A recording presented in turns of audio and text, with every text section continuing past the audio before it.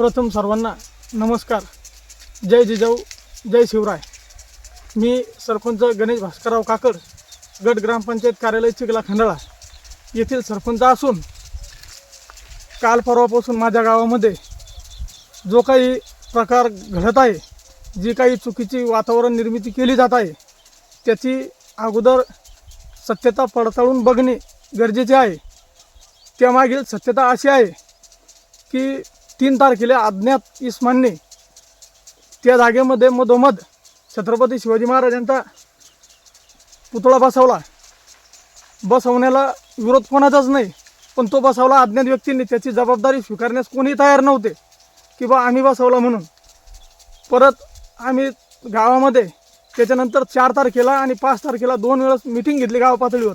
सर्व गावकरी एकत्र बोलवले, सर्व गावकऱ्यांच्या वतीनं ठरले. त्यासाठी मी स्वतः पाटील साहेब, PSI साहेब हे सुद्धा उपस्थित होते मिटिंगमध्ये.